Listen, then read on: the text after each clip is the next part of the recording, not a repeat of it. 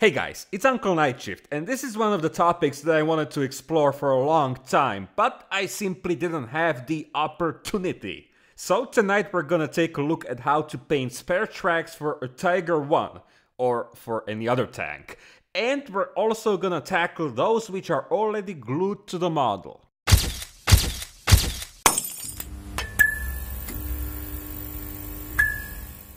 Alright my friends, we're gonna start with those tracks that I kept removable for easier painting. Attaching them to the model is gonna be an easy task because they just slide back in place, which wouldn't be the case with those on the turret. And it should go without saying that those techniques might not be the only or the best out there, but I think the results are gonna be pretty okay. Now obviously metal tracks can be treated with a burnishing fluid, which creates a weathered effect that looks quite nice, but the methods that I'm gonna use wouldn't work with this type of surface. That's a pretty good thing, because it means those techniques will work for plastic tracks as well. Nonetheless, as I said in one of the previous videos, burnishing acts like a primer for metal tracks, because it makes their shiny smooth surface more matte, and this means the paints will hold much better on them. But other than that, burnishing fluids have no impact on the result whatsoever.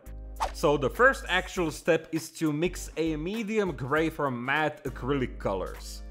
This will be our base coat simulating the natural steel color. Dark gray also creates amazing results when covered with rusty paints.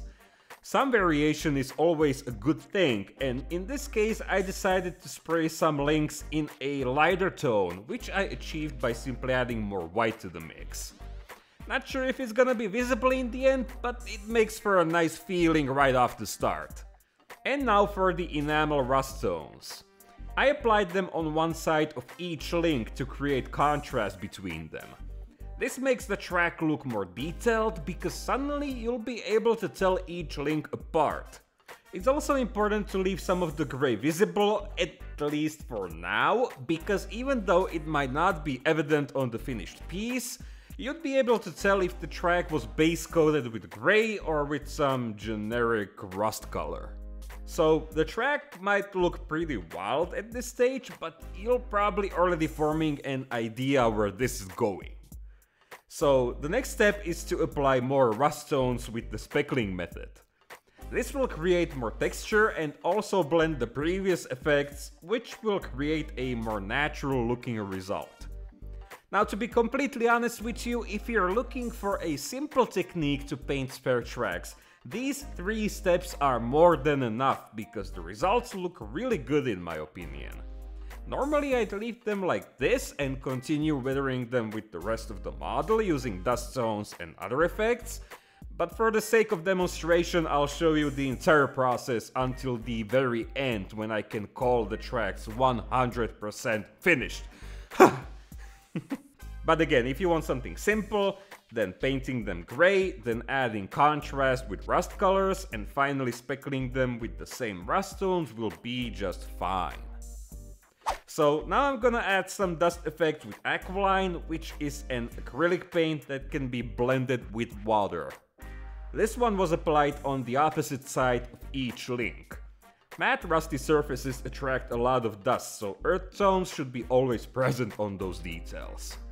Not to mention, a lot of spare tracks come from other vehicles, so they're not really fresh from the factory, if you catch my drift. On the other hand, this step is to just lay down some of the basic effects, sort of like pre-dusting, so to say, because I'm gonna add more earth tones later in a more localized manner.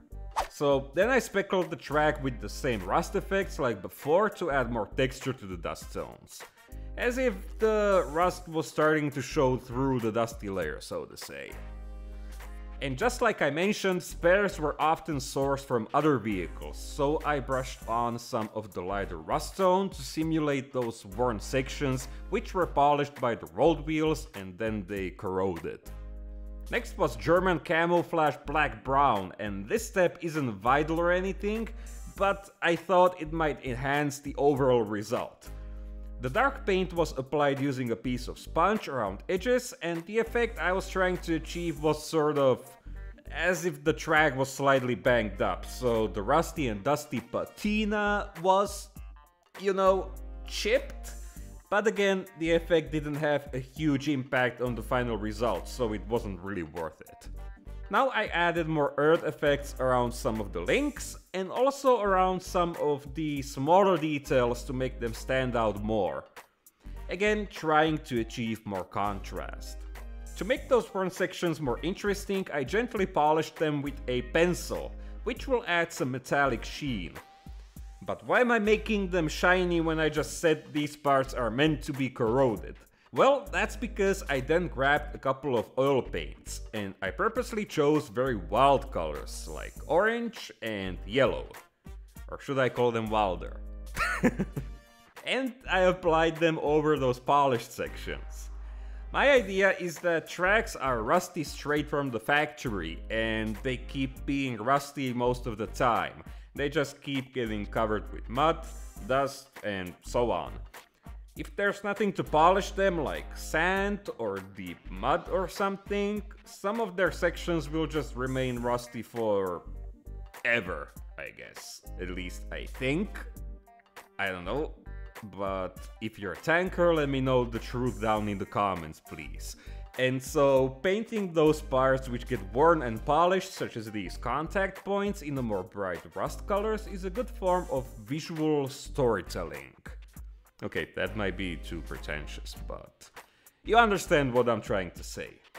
I'm just trying to justify my opinions, okay? So anyway, to get this over with, the last thing I used was a dark wash. I applied it once again with the speckling method to create some random stains of dirt on the surface, and this works especially well on the dusty sections, but it also tones down some of the striking rust tones. And the result of all of this is this. I personally like it a lot. It's not ultra realistic because real rusty tracks are usually quite boring, so it's more of a stylized approach using things that naturally appear in real life, but again in a more stylized manner. Let's now quickly apply the same methods on the turret mounted tracks of the ugliest tiger ever. So instead of airbrushing them with Tamiya paints, I switched to Vallejo and painted them with a brush. I kept adding more white to the mixture in order to create more variation between each link, but again, it's one of those effects that's not gonna be like, you know, visible in the end, but hopefully it'll make some difference.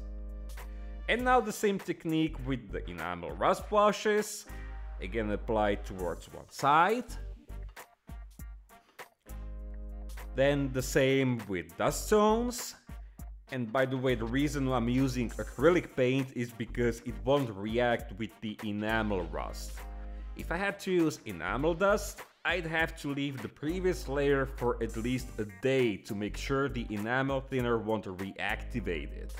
Now some rusty speckling.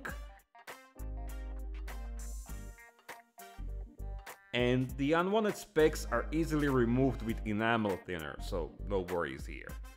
And now the polished sections. And by the way, I also polished the guiding teeth with a silicone sculpting brush and some graphite powder, which I made by simply rubbing a pencil against sandpaper. Then some more dust effects. And also some of those orange and yellow oil paints. So as it turns out, the same methods can be applied if the tracks are glued to the model. And the only thing is that we have to be more careful while painting them, especially with the first layer of dark gray acrylic paints. The enamel tones are easily removed if we accidentally brush them on the model, and we can even use masking tape if we want, but I decided against it because I just don't like the process of masking. And the final touch is the dark wash. And this one can be also applied in larger amounts with a brush to create bigger staining and more contrast between parts. So that's it. I hope you enjoyed this video or at least found it interesting to watch, and if you did, let me know by giving it a like and leaving a comment. Also, thank you for watching all the way to the end, and make sure to subscribe if you're new to this channel because I keep posting stuff like this every Friday. For example, the next video will be about painting rusty Tiger One exhaust pipes. And also, a big thank you to my generous patrons who make this weekly show possible. If you'd like to support the channel and get some rewards in return, then consider checking it out. It all starts at only $1 a month. And if you decide to pick one of the higher tiers, you can get pretty much daily updates from my workbench, sometimes even more than once a day. Also, 1 week early ad-free videos and some super nice Super HD downloadable photos. And I guess that's all I wanted to say. So, thanks again everyone, and I'll see you again the next week. Stay safe and keep building models so you won't get bored. And here are some bloopers. You'd be able to tell if the track was base coated with gray or with some generic rust color. or with some generic